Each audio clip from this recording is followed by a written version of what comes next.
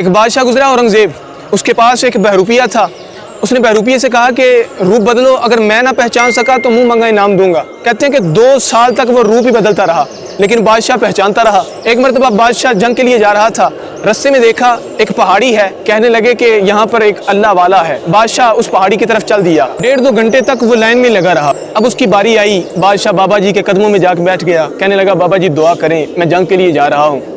اب بابا جی نے دعا بھی کی اور نصیحتیں بھی کر دی۔ اب بادشاہ اٹھا اور غار کے دروازے تک پہنچا تو پیچھے سے بابا جی مسلح جاڑ کے کھڑے ہو گئے، کہنے لگے بادشاہ آج نہیں تو پہچان سکا۔ اب بادشاہ کو بڑا غصہ آیا، کہنے لگا کہ اتنا وقت تو نے ضائع کر دیا، لشکر میرا انتظار کر رہا ہے، لیکن تو مانگ جو مانگنا ہے، تو نے اپنا کام کر دکھایا ہے۔ اب بادشاہوں کے تاج میں جو ایک ہیرا لگا ہوتا ہے بڑا قیمتی ہوتا ہے، کہنے لگا کہ مجھے وہ ہیرا چاہیے۔ بادشاہ نے اپنا تاج اتارا، اس کے قدموں میں رکھ دیا۔ اب تھوڑی دیر کے توقف کے بعد وہ بہروپیہ کہنے لگا بادشاہ یہ تاج اٹھا لے جا۔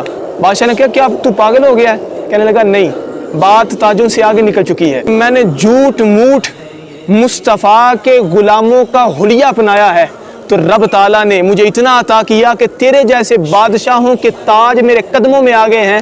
اگر میں سچ مچ مصطفیٰ کا غلام بن جاؤں تو پھر اس کی عطا کا کیا عالم ہوگا۔ ہماری بے وفائی پر بھی وہ اتنا پیار کرتے ہیں، اگر ہم با وفا ہوتے تو کیا ہوتے۔